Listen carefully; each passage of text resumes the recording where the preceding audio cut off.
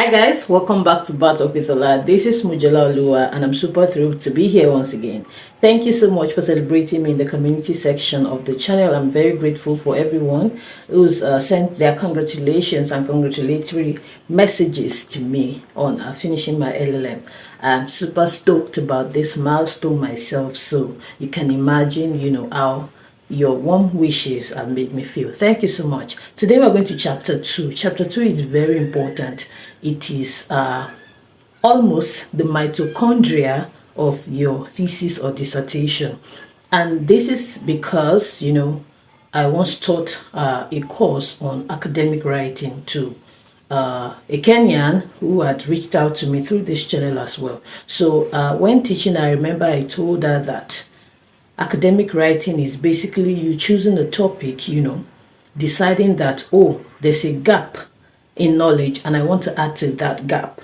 And then you do two things. You talk about what others have said about, that concept, and then you add your own knowledge, your own parts, to the conversation, to the discussion, because, knowledge is a continuum. Academic writing, academic dissertation or thesis or discourses are a continuum, so it continues. So you're basically just adding your own part while the train continues. So essentially in chapter 2, what you're doing is you are talking about what other people have said, what other scholars have said about that particular concept that you're focusing on. And that's what I did in my chapter 2. Don't forget the topic is or was balancing the competing interests of humanitarian intervention and state sovereignty, lessons from Libya.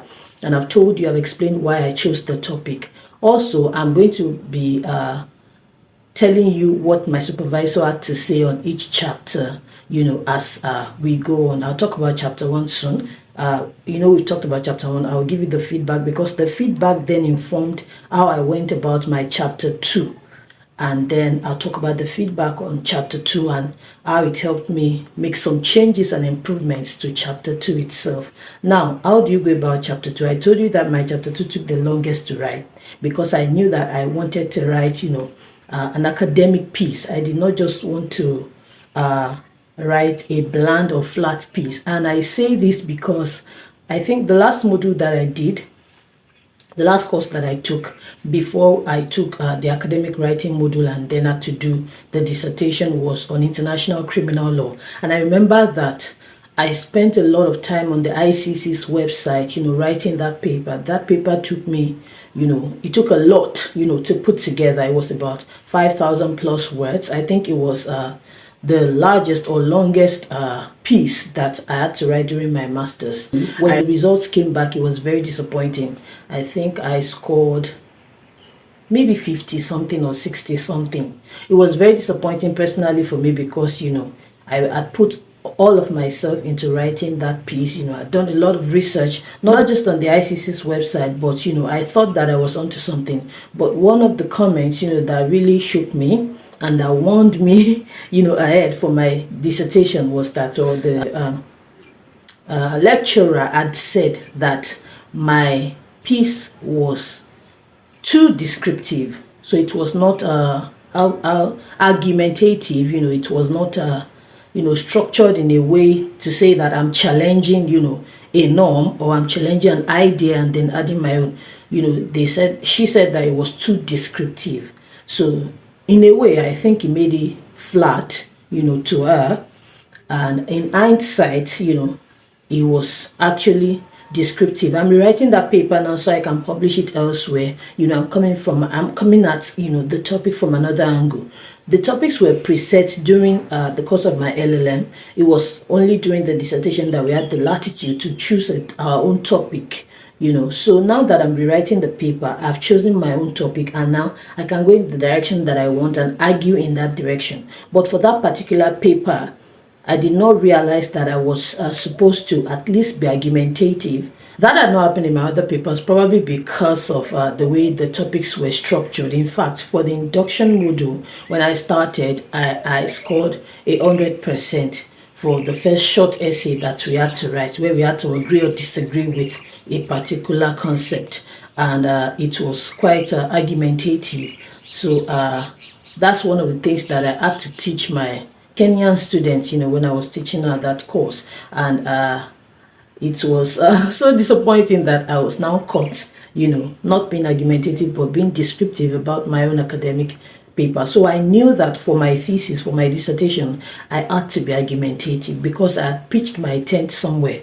I was arguing for humanitarian intervention with legal, guidelines and whatnot. And I was looking at the case of Libya, in hindsight for future lessons. So I knew that I could not afford to be flat. I could not afford to be merely descriptive. So I could not write in such a way that I'm just informing you about what happened in Libya. That's not what is to be seen in an academic paper. You're not telling us what happened. You're telling us why, who, when, where, how, and what can we take out of it? What are you saying? What are you adding to this discussion?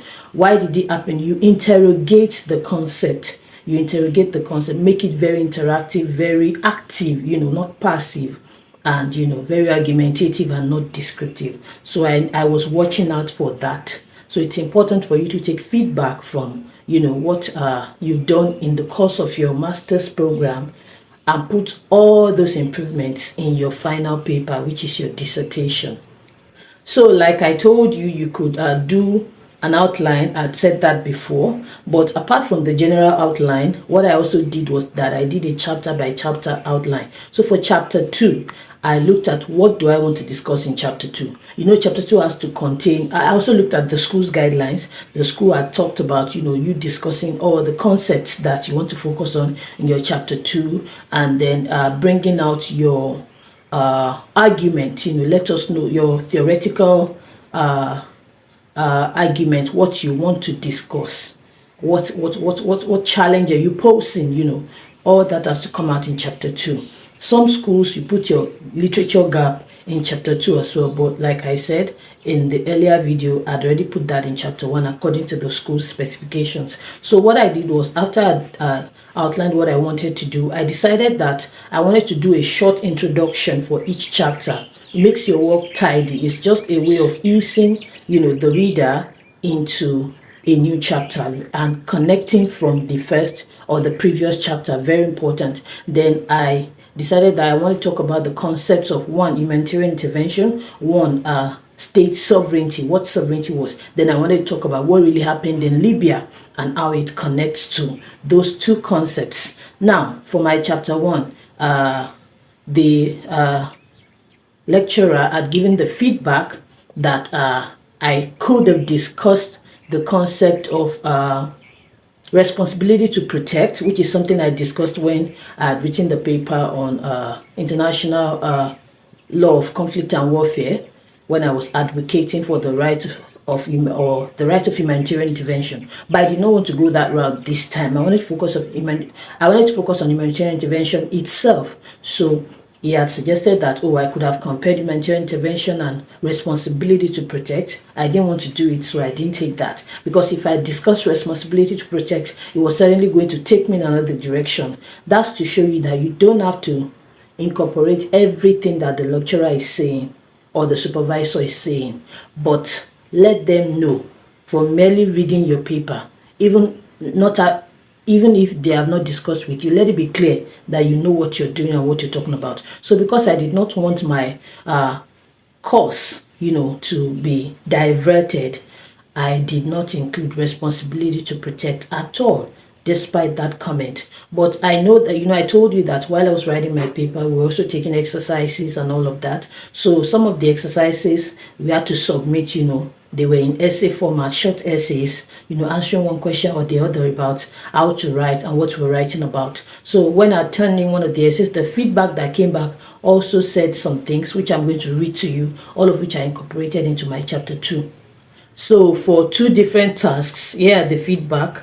The first one, the topic chosen is a good one. That was when I submitted chapter 1, or probably an outline of chapter 1, just to show that I understood how to write chapter 1. That was what the task was about. So he said the topic chosen is a good one. It involves not just state responsibility, but also the rules of interstate use of force, jus ad bellum, and compliance with UN Security Council resolutions. So that is some sort of endorsement that I'm on the right path. And then the second feedback for task 2 said that the Libya case is a good one to study. It's not a case of unilateral humanitarian intervention, but of UN authorized action. The limits of this authority will need to be carefully considered in the dissertation.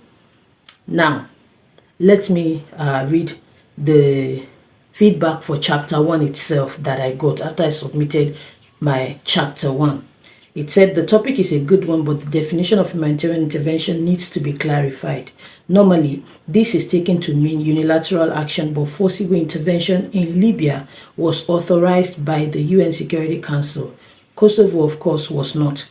How will the implementation of Resolution 1973 be assessed? So if you look at this feedback that I've gotten, you would see that it has cleared up a lot of things for me. So initially, I had an outline.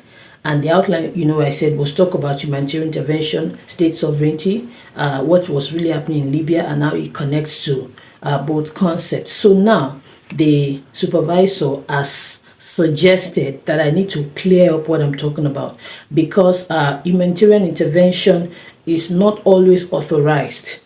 In some cases, it is a unilateral action. That means that the UN did not authorize it, but a certain world power decided to go on ahead and intervene in a state that is in crisis, or that was in crisis anyway, as it happened in the case of Kosovo. So because I had mentioned Kosovo and some other countries where humanitarian interventions have taken place over the years in my introductory part, that's in chapter 1, the supervisor thought I needed to clear it. Am I saying that that of Libya was authorized or unauthorized? So now I included 2 other headings in my chapter 2 to address that feedback. So now I'm not just talking about humanitarian intervention. I now have an heading that also talks about unilateral humanitarian intervention.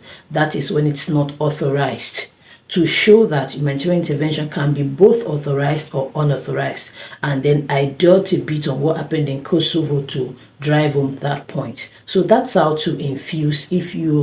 I know that in some instances, some supervisors are not as responsive, and you don't even get their feedback until you're done with the entire paper. I hope that's not the case with you. So if you have an interactive or a supervisor that is, up to the task and is as responsive as mine, it's important for you to incorporate, or decide not to, but to always consider their feedback per chapter or per submission. So all these things I have incorporated into my chapter 2. Now let's look at the headings that I ended up with in chapter 2.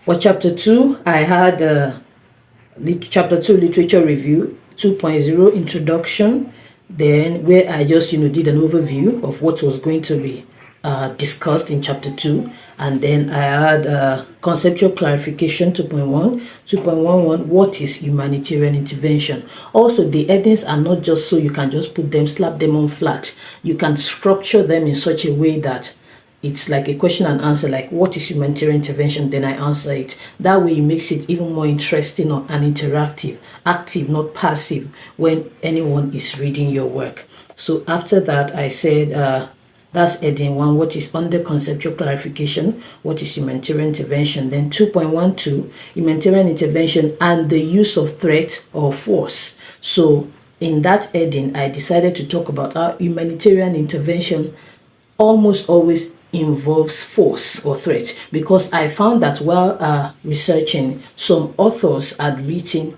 in the lines of humanitarian intervention, not always including force, that in some cases it's not necessarily forceful. So I had to differentiate between humanitarian intervention and other things, such as a state rescuing their citizen held hostage in another country, warfare like the world wars, those situations, they are not that of another country intervening in another country. They are 2 countries fighting, or they are a country, saving their own citizen from one country, and several other instances that I made reference to just to clarify the concept. So after talking about that, and then I kept referring to the UN Charter, because essentially, like one of the feedback that I got from my supervisor said, I am trying to look at the legality of the concept itself, and the law, the ground norm that one can look at that from is the UN Charter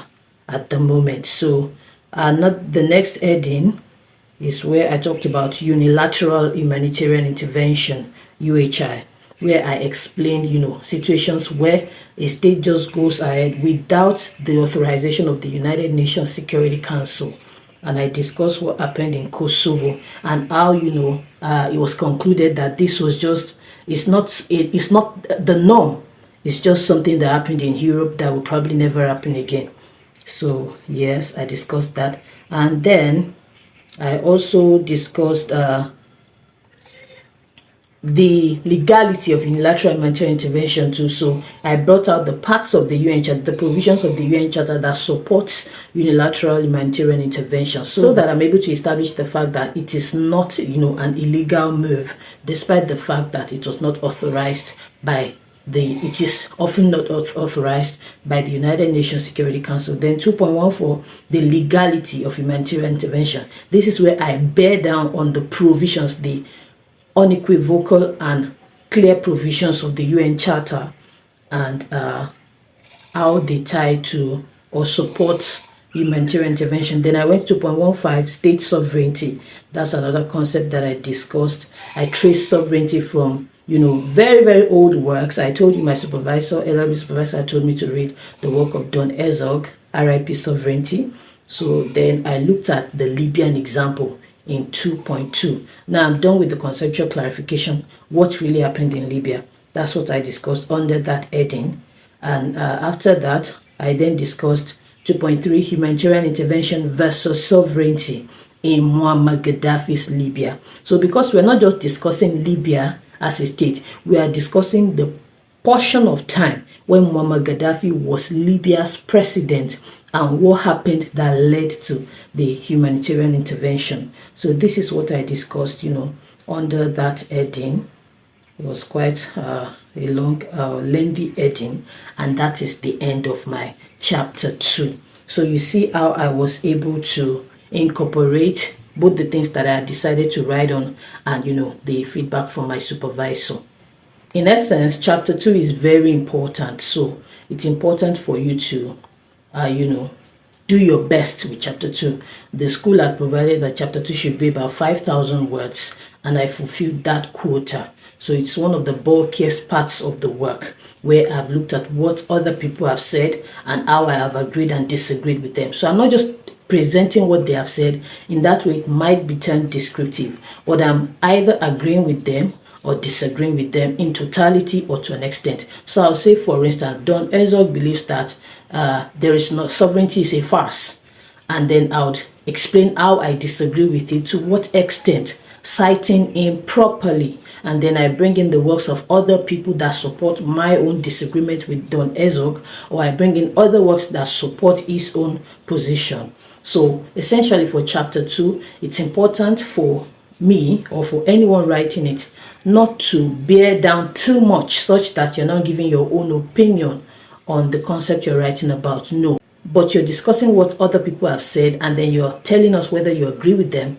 or disagree with them, and to what extent and why. So you're examining the logic, behind, the opinions that other people have held about the concept you're writing about over time. And that's what I did in chapter 2. So also, just like chapter 1, ChatGPT or AI or any other AI tool can come in handy. So you could type in chapter 2, which is something that I also did after I had outlined what I wanted to write about. I did it so that I can cross-check if it has any other helpful thing I can incorporate. So I said, what should be the content of my chapter 2 for this topic? Or what should be the content of the literature review for this topic? Balancing the competing interests of humanitarian intervention and state sovereignty, lessons from Libya. So he gave, a rundown of what the content could be. And then I compared it with mine. I took what was necessary or needed or useful, and then I merged it into my own. So it's important you can do that. So just the outline, not necessarily the content, because if you're relying on an AI tool to tell you the content of what you write, you may be misled. You may be going to Mississippi and you find yourself in Niger River. Very, very dangerous. So you can do that. Another thing is how to get your sources. Ordinarily, I would Google search my sources or try Google Scholar.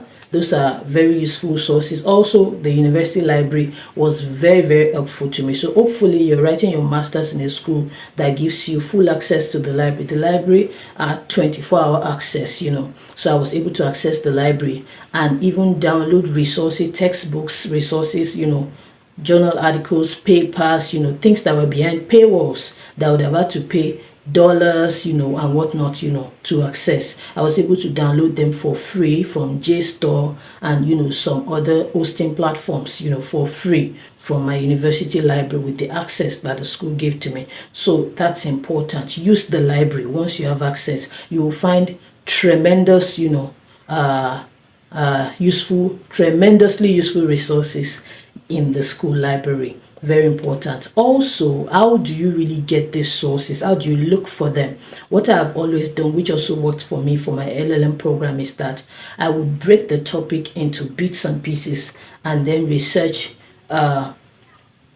useful articles, on each. So for instance, I'm writing on balancing the competing interests of humanitarian intervention and state sovereignty, lessons from Libya. So I looked per time for something like, what is state sovereignty? So I looked through the texts, and the books, the articles, all the things it brings on sovereignty. Then I'll select the ones that have topics, or that which portions of the content is slightly displayed that I can see may be related to what I'm writing. Also, I screened out things that were too old. I think I chose to use things that were at least within the last 10 years. And this is because, it's an aged concept, if I can call it that, and it's still a growing concept. So in some instances, you may need to use things that are, more recent, maybe that have been written in 5 years or in 2 years or in 7 years. Most people would say they don't want old sources, but I also worked with someone once when I helped to look over what she had written for her thesis, her dissertation, before she would submit, and she had told me that our own supervisor wanted her to use older sources. So find out what the school wants and do just that. So I just catched my own resources to things that were within 10 years, of my writing it, except in instances where I was seeking a definition that was, that's aged, or very old in time. For instance, the concept of sovereignty, I traced it back to the works of people like Thomas Hobbes. You know how old the works of Thomas Hobbes are, but I also linked it to modern day definitions of sovereignty, state sovereignty, as the case may be. So that's how to catch, and to look for resources. So after that, I would then look for things like, after looking for sovereignty, state sovereignty, for instance, I would look at what is humanitarian intervention. Then I could say this, put in a such term such as, what are the instances of unilateral humanitarian intervention? That's to flesh up the part where I talked about UHI, and then look for things like what really happened in Muammar Gaddafi's Libya, when I was trying to trace the history of Gaddafi's rule up until the time when he began to turn against the people and war broke out. Then I looked for what are the legal provisions, Did I look for that? I basically just centered on the UN Charter, because that's the ground norm for permission to use force. So I basically read through all the provisions that had to do with. So when I was working on extracting the provisions of the UN Charter, I did something like, after downloading the charter, I would then look for keywords, for instance, force, or threat of force, or humanitarian intervention, or sovereignty. Then I will look for all the provisions that has to do with those things and look at how they connect to what I'm writing. Then I'll cite the ones that are appropriate. Don't forget that as you're citing, you also need to continue to comply with the school's requirements.